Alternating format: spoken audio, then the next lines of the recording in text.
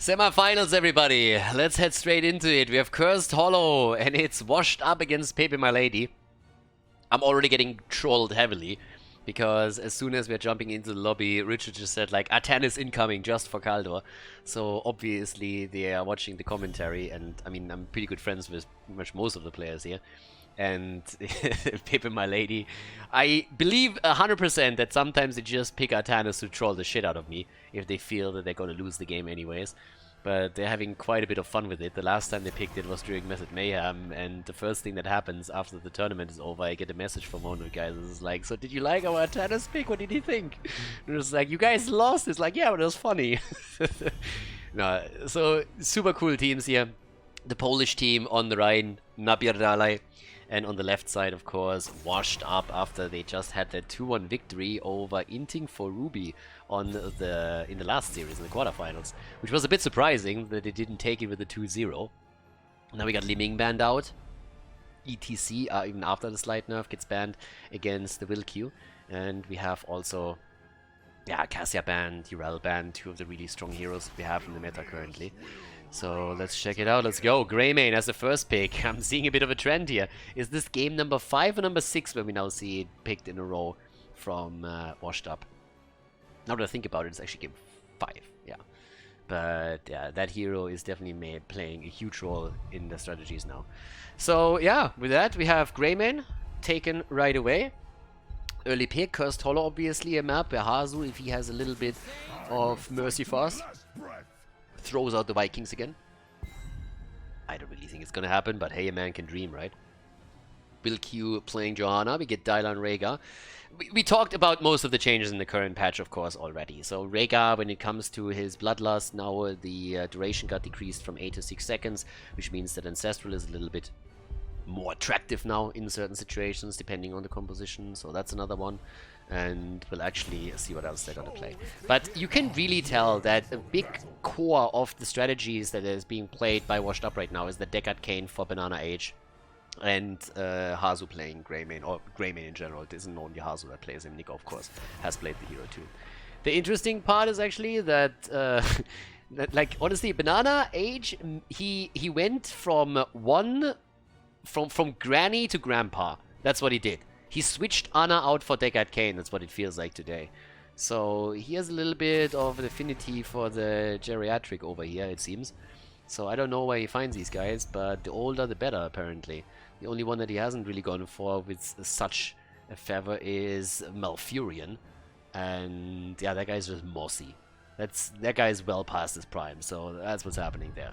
But either way, Jimmy gets banned out, and also we have a ban against Hazu Ops, so no Medivh in this game. So yeah, and with the next two picks, what are we getting? Are we going to get, for example... Oh, there it is again, Tychus! I still want to see the new level 20. Big Red Button is amazing. But I want to see the new Tychus level 20 talent. Especially since now on level 13 and level 16, you're way more likely to spec into Overkill anyways, because the talents got both buffed.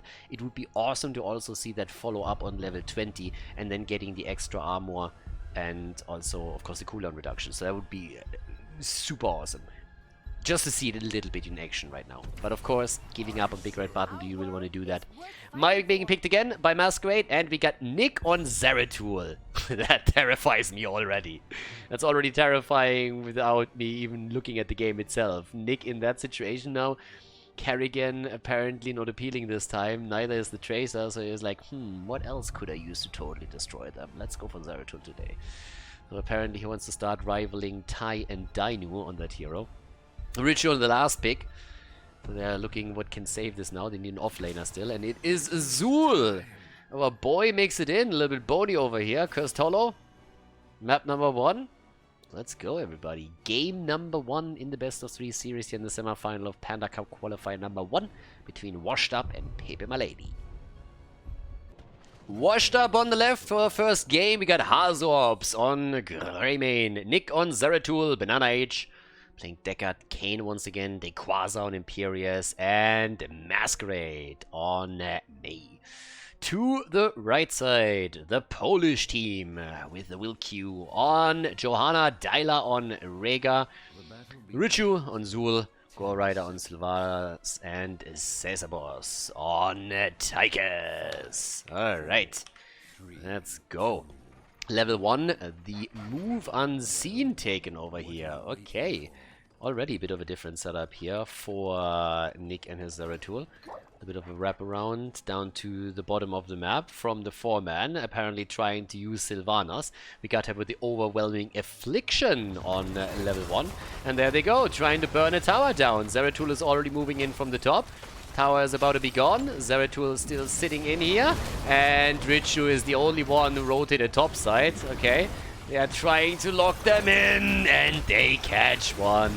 Zul's escape path was a little bit ill-advised. Him moving towards the top didn't really help the team. They're going to try and get a counter kill here, but with the trade active on Mei, there's not really a good chance of making that work. So a tower gets traded for a fort. Could say hashtag worth it right here. But of course, that could have been avoided. It might have been just a little bit better. So, towards the top, that's where we have Quasar starting to do his thing again. Sitting on the side lane against Richu. Zul is now in play. We have also once more camps taken after the 1 minute mark. And it's the good and old rule. If the tribute spawns bot side, red team takes the siege giants first, blue team takes the camp first. If it spawns top side, it's the exact opposite. So pretty much each team always wants to take the the mercenary camps on the same side as the objective spawns, the first one. Reason is simple. I mean, we've gone over this like 100 times, but obviously if you have the tribute at the bottom of the map, the siege giant camp on the top does the most work, puts the most aggression in, forces the opponent to react, and vice versa. So that's why you try to take it last, so that you can time it with the tribute, which we're pretty much seeing here. So Hazops takes this, claims it as well. It's going to be a little bit of an early cap by him even, but as we will see, the tribute is going to get announced soon TM, and then they can start to make their play there. But of course, you can hold that back even more if you want the siege giants to travel through the top lane, just as the objective arrives. Over here, we have the camp already doing some damage in the middle, and the red team has not really taken theirs quickly enough, so now they have to rotate in with Sylvanas to try and help out here. Wilq nearly going down, gets the Iron Skin again, and is able to use the trade. We have on level 1 still the dash in. There's the kill against Greymane. Alright, the doggy is down. And the bigger they are has been taken to Tychus, though. Falls as well. So, yeah, Tychus eliminated. As Zeratul rotated down towards the bottom of the map to have Masquerade out with a kill. Up at the top, we still have those siege giants. And as you can tell, Richu is sitting there and is like, guys, I don't really like this. I have to stay a little bit longer, whereas Quasar is already moving down to the bottom of the map. In the middle, on the other hand, look at that lockdown. Oh my. Gore Rider goes down as Masquerade is able to utilize his tank to apply even more CC to a Sylvanas that was already in trouble. And that's all the time that Nick needs in order to take down. Sylvanas dead. Wilq with a cheeky channel. I like it. Yeah, the Polish player trying to lock that one in. Didn't quite work out. The old man is able to escape. Problem is that everybody else for Washed Up is now here too. And Masquerade is moving in again. Tychus goes down as Hazops comes in for the follower. Swipes through once more and eliminates them quickly. Yeah, it's 4 kills against 1 and an early level 7 talent. Seeker in the dark taken. Mai is trying to channel. Down here, it's another kill. Could even be another one. Can he get the second? Tyler? Oh, gets out, but yeah, if he could have jumped in there again, there could have been one more. And, well, Hazops doesn't hesitate and at least takes Sylvanas down here. That's 6 kills to 1. And they got a little bit mad. I think pepeMLady also has to pay the price now for what happened in the quarterfinals. It seems like Washed Up is done kidding around today. These guys are on a kidding spree here. Yeah, and let's go for it. Already with level 7 talents, we have again Relentless Soldier. Keep in mind the talent was buffed a little bit by Blizzard. Now the 30% armor that we have for the duration. Top side, Quasar rotating back down right now. And, well, in the meantime, the camps are getting focused again. So the early game definitely not going well for pepeMLady. It's a half-level disadvantage that they have, a bit more than that actually. They're also behind 1 tribute. And Wilq at the bottom of the map might actually get locked down once more. Yeah, old man already comes in, hits it with a stick. Masquerade is sitting at the side, goes straight in, trying to set it up for Zeratul. And yeah, there is so much CC right now, which pretty much makes it impossible for the Squishies to get away from Nick when he jumps in with his Protoss. So that's a kill against Sylvanas that Sesabos couldn't do anything about. Actually, Sesabos wasn't even affected by it because he's playing Tychus. Wah, wah. Yeah, but again, Sylvana's dead, level 10 in the hands, second tribute taken. Yeah, it's a full-on pain train setup over here. The pain train has left the station and it is headed towards the Polish team. On level 7, a bit of a different setup here, skating away. So usually we don't actually have that. But now here comes the Avalanche again. We also have now the Might of Nerazim. And that's the boss. And that's the first one. Now the only thing that pepeMLady can honestly do is try and take their own towards the top. And they kind of have the power to do that. They need to hurry a little bit though. They only have 3 heroes on it. And the rotation is happening. Guys, this is a problem. The Avalanche is there. The Avalanche is there. If they make their way in, that's a problem. And he's obviously trying to buy time. They might not be fast enough here. Here comes the slide. They see the boss and they avalanche it out. That didn't hit. Tychus goes down though. And they're still trying to go for it. This is going to be a steal. They're stealing it away. They're moving in and they're dropping one. They're going for Rhaegar potentially. He's down. 1 down, 2 down. And that is the end of Will Q. And that's a stolen boss right there. Nicely done, and we're continuing with another approach towards Sylvanas, who's also about to go down. But yeah, as you can see, that boss stolen away was a disaster. Now they're cursed. Sylvanas has also fallen, and they can go straight up for the keep at the top side. That is really what put the final nail in the coffin, or at least that's what it feels like right now. We have 12 kills to 1. The boss gets stolen. The team gets cursed. At the bottom of the map, the boss is still there. It went through the fort, and now it's going for keep. In the middle, Greymane is going for the fort as well. The fight is continuing at the same time over here in the middle. And topside boss has now, after it eliminated the fort, made his way slowly towards the keep at the top 2. So this is an absolute disaster for pepeMLady. They're getting brutalized on this map. It's another 30-second offering curse that we're currently seeing. There's the hit. The wall is down. And topside, it just now started. A level 13 talent in the hands of Washed Up. Give them another mad advantage. And in we go. Here comes the attack towards the keep too. And whew, have fun trying to turn this one around. They're trying to fight back. They're 2 levels behind. They're talent behind, and the boss is still wailing away against the keep as they're trying to go for it. Once again, Dyla's in a little bit of trouble, trying to barely get away here. Blessed Shield is not hitting either. Masquerade gets the flip over towards the wall and just sets them on the other side. Get over here as the keep finally falls, and we are only 8 minutes into the game. 8 minutes! 8 minutes into the game, ladies and gentlemen, and 1 keep is down. All the forts are eliminated, and we have 12 kills to 1. Absolute insane. Yeah, this is getting rough. 22,000 damage on Greymane, 20,000 damage on Zeratul. We got 21,000 damage on Tychus for the red team, but they are obviously getting played to the wall now. Washed Up, they want to head to the grand final, and they are highly motivated after losing a map in the quarterfinals to not troll around too much over here. So with 8 minutes and 30 seconds on the board, they're slowly heading towards the right side of the map as we see Quasar attempting to steal the camp away. Half a level is missing for level 13 talents to be ready for pepeMLady, so they can't do anything about it. Sylvanas jumping out of the waves like help! Barely getting out of this one. Yeah, there was nowhere else for her to go. If she doesn't have the wave ready and can jump on it, she's just toast, and she knows it too. So they're posturing at the bottom of the map now. Greymane is eliminating the camp in the middle of the map. But here's the counter kill attempt against Quasar as they're moving in for it. They're trying to take him down here. But, yeah, not so much.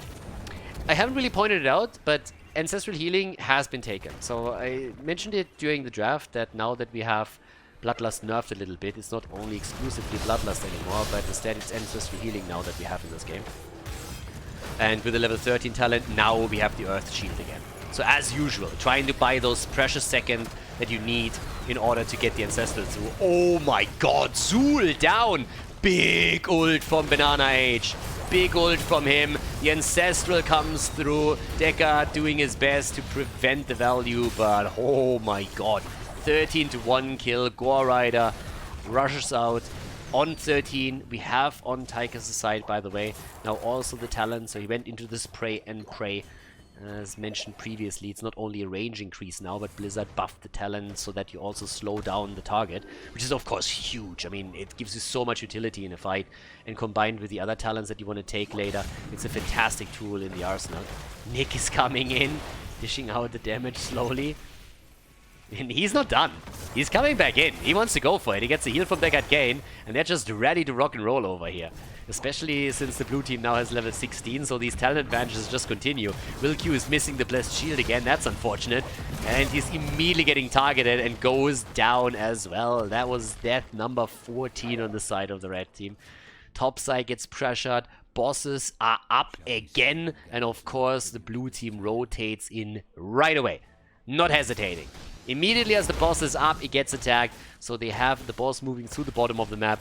And you can bet that they are going to make a move for the top again. And since the entire red team is still defending the top lane and missing time, they won't be able to do anything about it until the rotation is there. So that's a huge problem. I mean, the boss isn't even up. It was obviously previously delayed as well. So now that 6 seconds and they know that the bottom boss has been taken, there's also another tribute on the map. It's a rough situation to be in. It's not really, I don't envy them that spot at all. Here comes the pushover already, which is immediately down to 50% HP.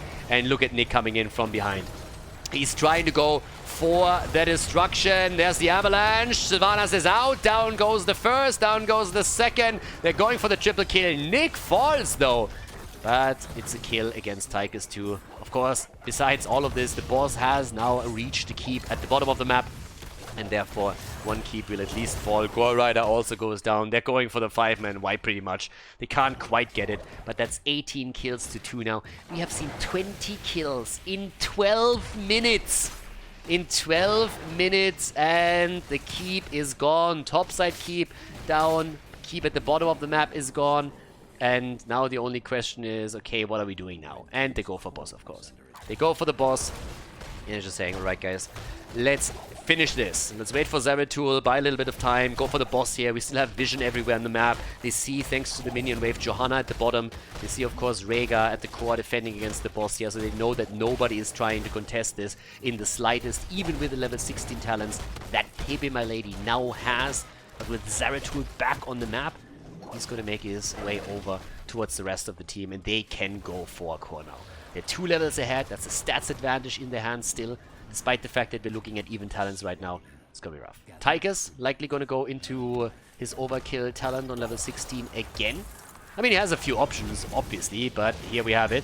As expected, the armor piercing rounds. Going heavily into that. Will Q in trouble. Will Q needs to be careful and get saved. Tyler with the Earth Shield. As also the cleanser attempt, of course. Goes deep again. Tries to slow them down. They need some more time. There's a cryo, Ancestral is out too, and they're actually forcing them back. The problem, oh, triple.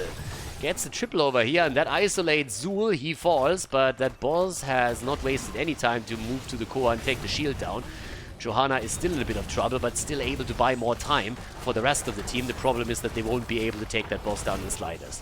That didn't really hit anybody, but it didn't really have to. Zoning attempt by Deckard Kane is all that was. And now that they go for the core, it's obviously the inevitable conclusion of game number 1 that Washed Up will take the lead here before we're heading into the second game of the best of 3 series in the semi-final. The blue team with a victory against pepeMLady.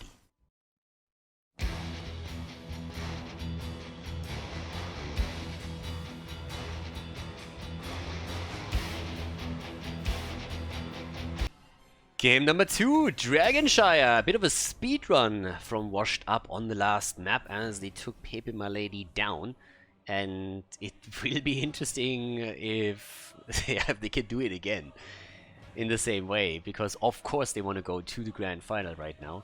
But holy hell, pepeMLady, they had some trouble just getting any kind of foothold on the Cursed Hollow. Now, it is the map choice of Washed Up. We have first pick, first ban for the Polish team. Tracer gets banned out immediately. No hesitation whatsoever.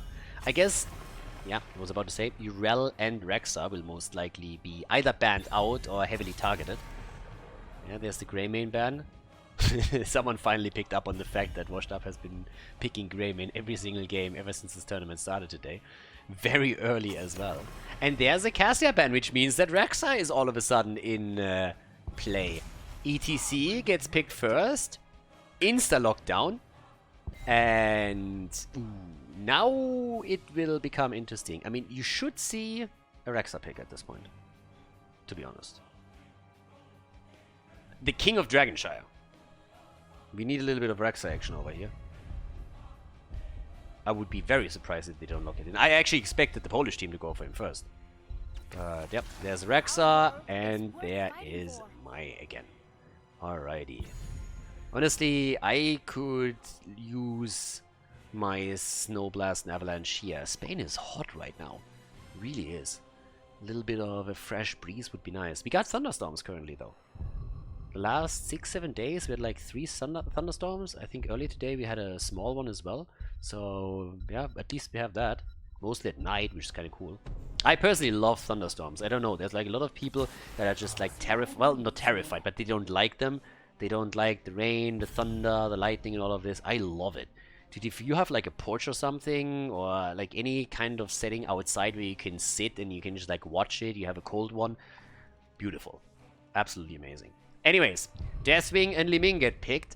Cesarbos with his Liming has actually played some insanely good games, so that could become a problem for Washed Up here, if he can pop off. Ana gets banned out right away though, so that they can't combo. But it's also interesting that Deathwing got actually picked very early, so that instead of Ana, you know, they didn't go Ana and Liming, even though they could. They valued Deathwing with the pseudo global or global more so than anything else here, so that they can do that.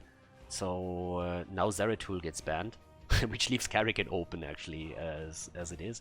I mean, Zeratul, of course, on the map, still super strong. You saw Nick on the last map already with him, but you could still play this with Karrigan. I mean, Nick plays Karrigan pretty much everywhere. Banana H already coming in with Karazim, and we got Nick on Hanzo, for now at least. So, this is an interesting one.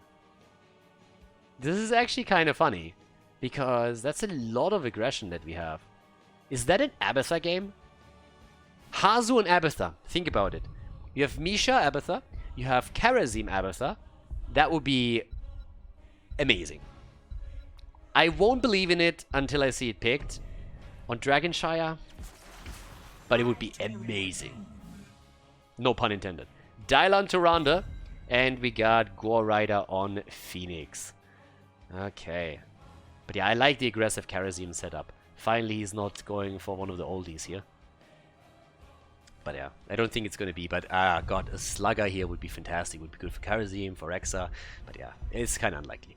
The setup is... They have a pretty solid setup though. Rexa in the top lane in particular is already amazing. And there comes Reyna, which makes way more sense, unfortunately, than a bit of Slug Love, which we just don't get these days. But yeah, Dragonshire's map number 2. We got Washed Up against pepeMLady, and this could very well be the last map of the semi-final, depending on the performance of pepeMLady. But they're going to try their best to force us into game number 3, so let's find out together if they can pull it off. Dragonshire is the second map, and Hazu for the blue team on Jimmy. Nick is playing Hanzo for Washed Up. Dequaza, the king of Dragonshire, playing Rexa, which is still a bit amazing to me that he was not banned out and then also didn't really get picked first. So top lane will be a very interesting one for pepeMLady.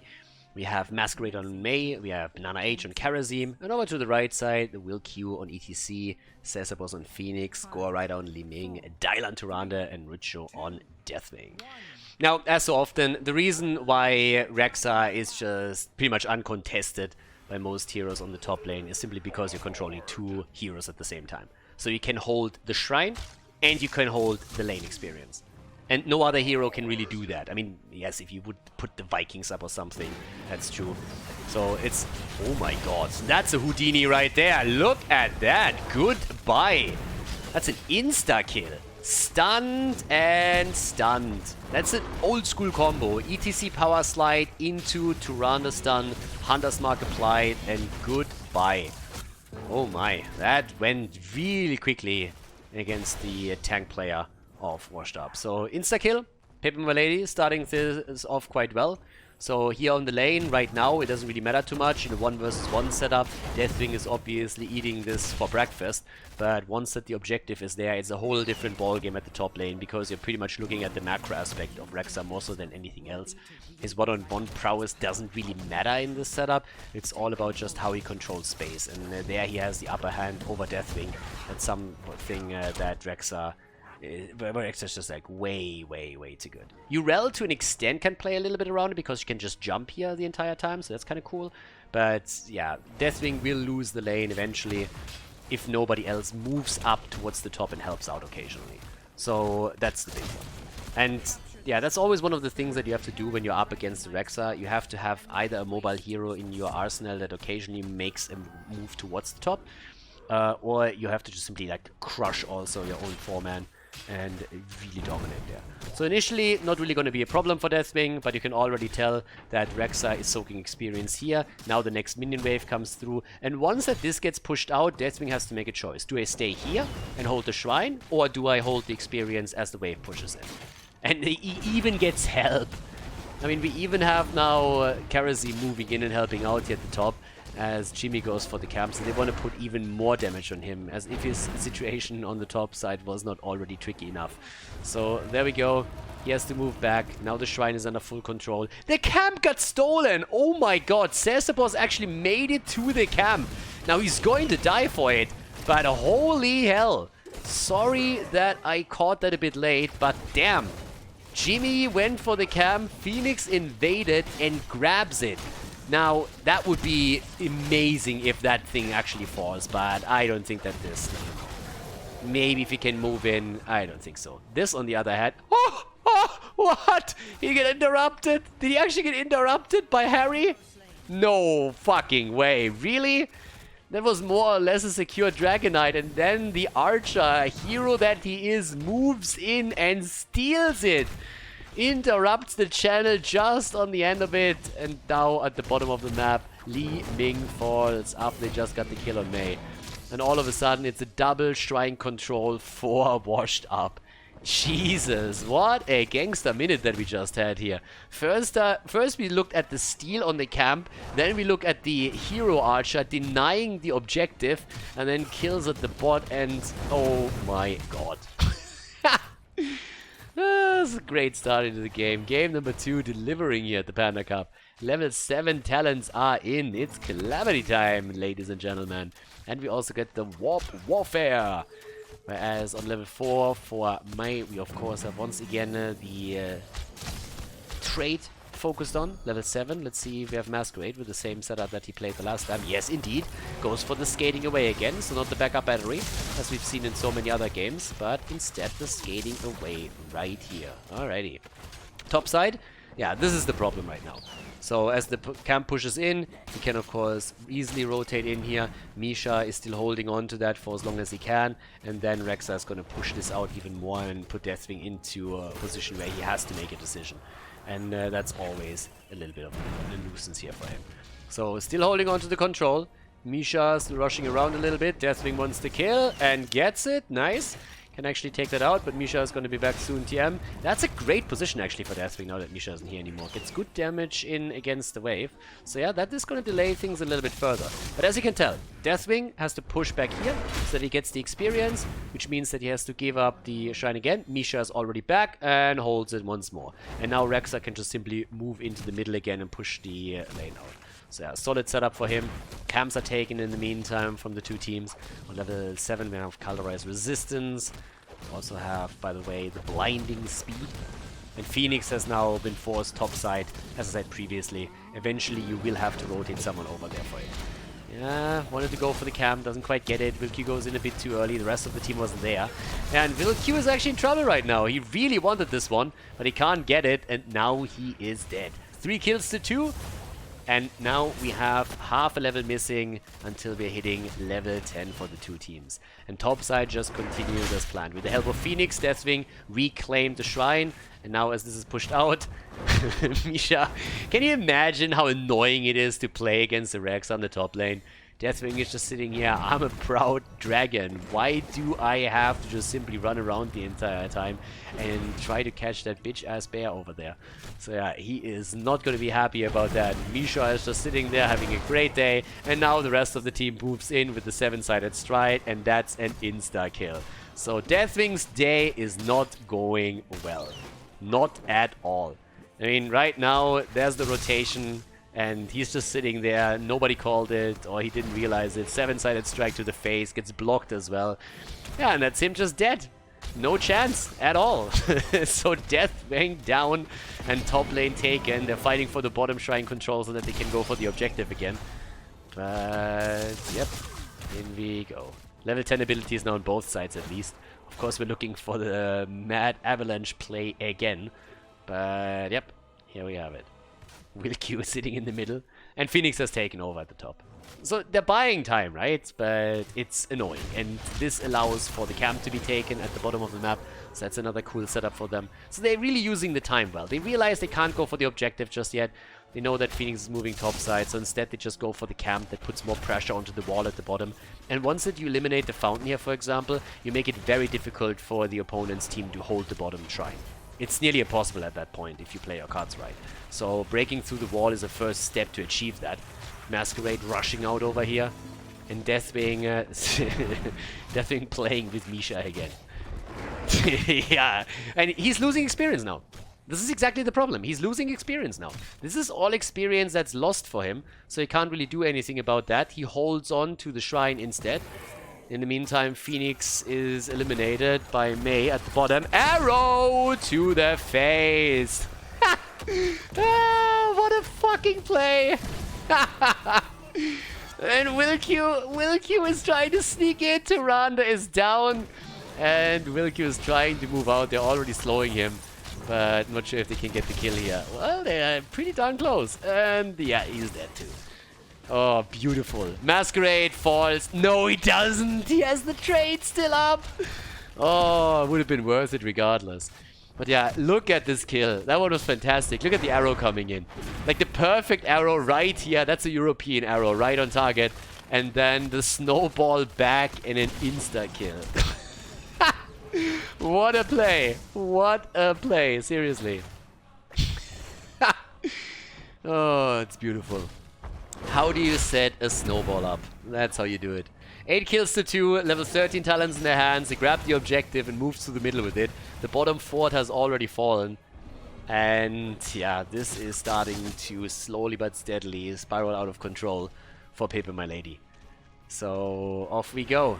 Here's the attack again, and that's another fountain eliminated. And as I said previously, if you don't hold the fountains, then you're in trouble.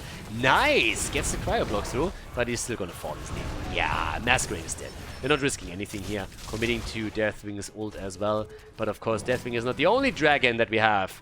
Yeah, up at the top we have the Dragonite. Deathwing is secretly a little bit jealous because he doesn't get to wield a badass axe. The Dragonite gets that, and Deathwing is just sitting there. So it's like, why the fuck do I not get an axe? I want a weapon too. I can just roar a little bit and go for the fire shit, but I want an axe as well. Why don't I deserve an axe?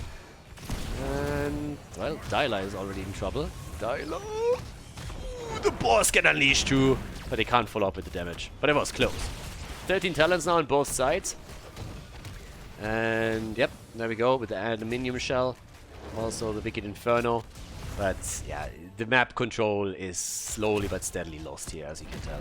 Also, Rexa is getting more and more stacks together for his level 4, which means that soon enough we're going to have the extra armor for Misha and for Rexa. So that's going to make it even more annoying. And let's not forget, Fountain was eliminated, so the fort might not have fallen, but with the Fountain gone, that top lane control is now safely in the hands of Washed Up whenever it comes to these one-on-one situations. Now, of course, we're in the mid-game right now, so we will see more and more rotations between 4-mans on the map. But yeah, top lane and bot lane are very, very difficult to hold for pepeMLady right now. So it's a bit tricky. We currently still have another arrow. Oh, that one didn't go anywhere. That arrow didn't do anything. Yeah, but they're committing to Misha. Getting the stuns connected. Go straight up for it. Top lane, can they take the fort down? Rexa is slowly starting to rotate over here. Keep is obviously helping out. 16 talents are now in, which gives us not extra damage. Oh, not quite. Not really. Puts us, I suppose, in a bit of a tricky spot. Well, maybe. Yep, there we go. Gets flanked after all. So the setup is there, and they get the kill. I gotta admit, I'm a little bit of a sucker for these Avalanche plays. I think they're kind of fun. So right here, you can see how they already isolated him, and then on the minimap, you can see Rexa moving down and getting the stun in, unleashes the boars here, and they just wreck Misha in that situation. Sorry, not Misha, but obviously Phoenix. So that was a good one too. Right now, it seems like another one is taken. Dragonite time! Here we go. Yeah, nicely done. Dragonite gets picked, and that is definitely going to be the end of the fort in the middle, and also the fountain. Already a bit of an ass kicking towards Liming, who gets quickly punted away. But at the bottom, Real Q, careful bro. Party time! It gets interrupted instantly. Short distance arrow, and Will Q is down. Yeah, unfortunate situation for him. 10 kills to 3. And we can take another look at that. The little trap attempt, the insta-interrupt with the arrow, and then he just gets wrecked. They were ready for it. They were absolutely ready. You could see Hanzo move away from it immediately, just say like, yeah, sorry, but that's not happening. Was a nice try, was a good attempt, but Washed Up really has pepeMLady's number at this point. They really do. So they move through the bottom of the map with the keep destroyed, and it seems very likely that they're going to look for victory. They have catapults coming in. They got also still a mercenary camp that is doing a little bit of work. And that Dragonite, of course, low as it is, still does solid damage. Punts another one away. That's 40%. And this is going to be a 2-0 victory. Very likely. And with 10% on the core, nothing to be done anymore. pepeMLady goes down as Washed Up claims victory in the semi-final with a 2-0 and moves on to the grand final of the tournament.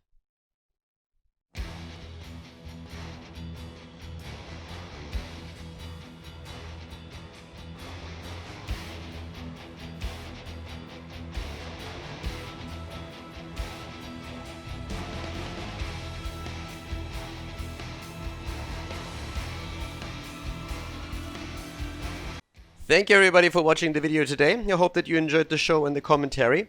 And keep in mind that the spoiler protection that is going to run for the rest of the video is made possible by all the support on patreon.com. So guys, if you want to support my work, if you want to help me start new projects and keep the spoiler protection in place, please consider heading over to patreon.com/Khaldor. There's also a link in the YouTube description, and check that out.